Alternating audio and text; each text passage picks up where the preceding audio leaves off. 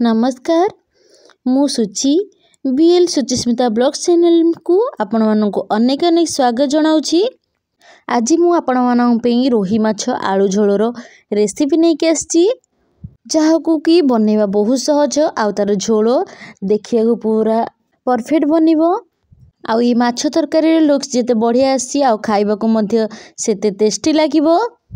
तो चलतु आम डेरी न करी फटाफट ए रेसिपीटा को स्टार्ट करवा। ता पूर्वरु तेबे मो चैनल को जो माने सब्सक्राइब करि नांती तेबे मो चैनल को फटाफट सब्सक्राइब कर दियंतु आ पाखेरे थिबा बेल आइकन को प्रेस कर दियंतु। तो चलतु आमे बनैबा ए रेसिपी को। मु एठी रोही माछ नैछि, आपण माने चाहिले आउ को माछ भी दे परिबे। मु एठी माछ को भलो भाबरे धोई के रखी देइथिली। तापरे आमे बे एथरे हाफ चम्मच हल्दी गुंड टिके अधिक पकेबे, हाफ चम्मच लुण बा स्वाद अनुसार लुण। हल्दी गुंडर परिमाण आमिषर टिके अधिक रखिबा, तार आइंस फ्लेवरटा रहिबोनी जेमतिका। एई सब जिंस को आमे भलो भाबरे मिक्स करि नबा। हाथ साहाଯ୍ୟରେ हो कि चामच साहाଯ୍ୟରେ हो जोथरे भी आपण माने मिक्स करिवे, किंतु हाथ रे मिक्स करिवाटा भलो होई थाए कारण सबुआडे माछर हळदी लागि जिवो भलो भाबरे। तबे आकु 5 रु 10 मिनिट आमे भलो भाबरे सेट हवा को छाड़ी दबा। माछ भाजीबा पई आमे गोटे फास्ट करेई नै जिबा। करेई रे किछि रिफाइन तेल नै जिबा। आपण माने एठी सोरिष तेल भी नै परिबे, रिफाइन तेल जगह रे सोरिष तेल भी आपण माने नै परिबे। आउ जो आमे माछ मैरिनेट करी रखितिले आमे तापरे तेल गरम होला परे माछ सब को देई दबा। एका संगे बेसी माछ देबेनी, आपण को जेतिकी सुविधा लागुची आपण माने सेतिकी, आपण को करेई रे जेतिकी माछ धरची आपण माने सेतिकी माछ ही देबे। माछ को आमे गोटे पट साइड पूरा गोल्डन ब्राउन हैला पर्यंत आमे भलो भाबरे भाजी नबा। आपण माने देखि पाउथिबे मोर एठी गोटे पट गोल्डन ब्राउन हे गलानी। ताको मु पिठा पटिया सहाय्य रे लेउटौची, गोटे गोटे माछ केमते लेउटै देबे।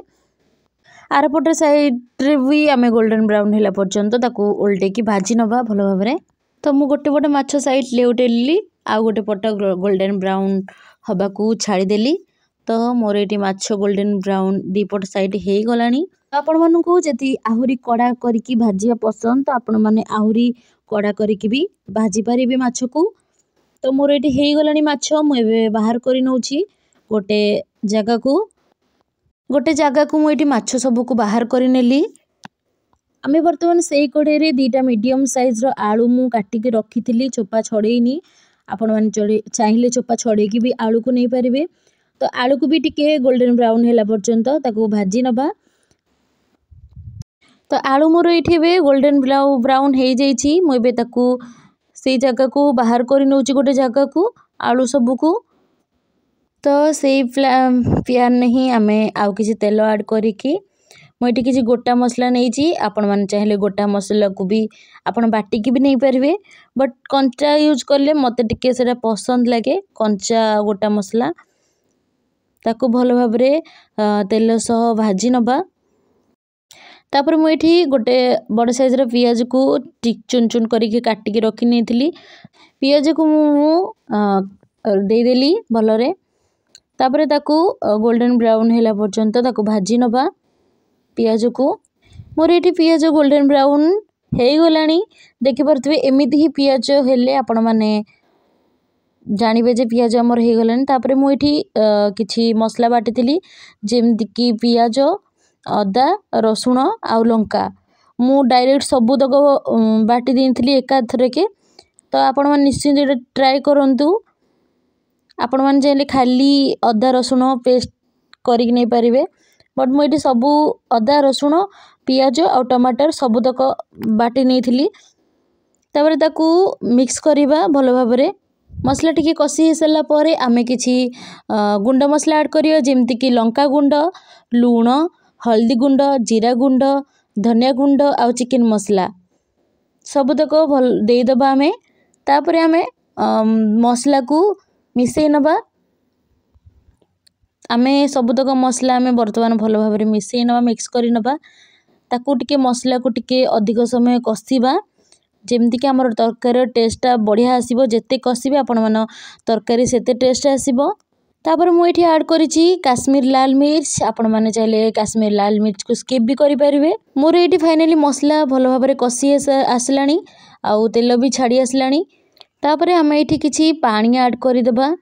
पानी ऐड कौन पे कली आमर मसलाटा ना तलू लगिज से मु किसी पानी ऐड कली। तापर एमती पानी रे रखिकी ताको भल भाव में मिक्स कर नबा आउ भल भाव में कषि भी नबा मसला को। तो आम ए लिड को कभर कर नबा 15 मिनिट पाई। तो मोर ये 15 मिनिट रेडी हो मसलार कलर देखि पारुथिबे तार टेक्सचर देखि पारुथिबे मसला पूरा भल भाव में कषि आसी। तो एबे हमें कौन करवा आ माछ आउ आलू जो फ्राए करके रखी थे ताकू मसला सहित देदेबा आउ माछ आलू को मसला सहित पूरा मिसैकी भल भाव में टिके फ्राए कर नबा। 5 मिनिट पाई फ्राए कर नबा माछ आउ आलू आ मसला सहित।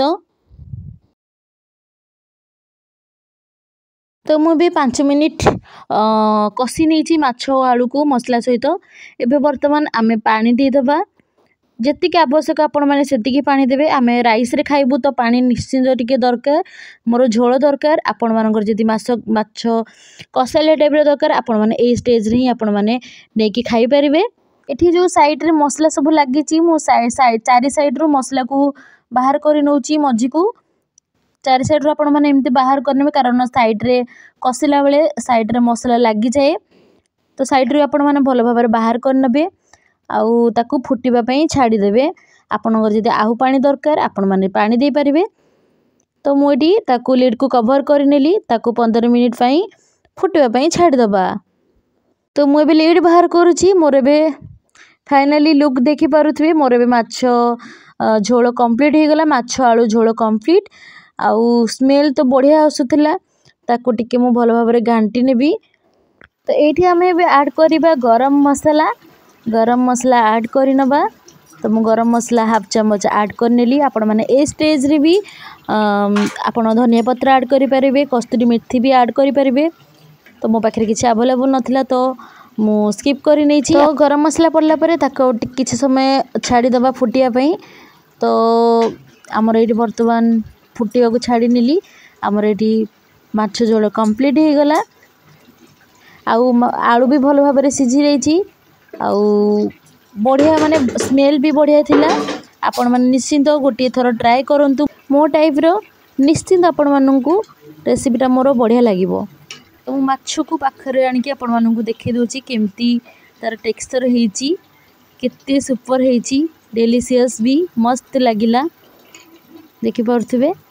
तो ये मोर जदि मो वीडियोटा को आपण माननकु भल लगी थाए please like share comment subscribe निश्चिंत करिवे। पाखरे थिबा बेल आइकन को प्रेस करि नेबे। रहुची जय जगन्नाथ।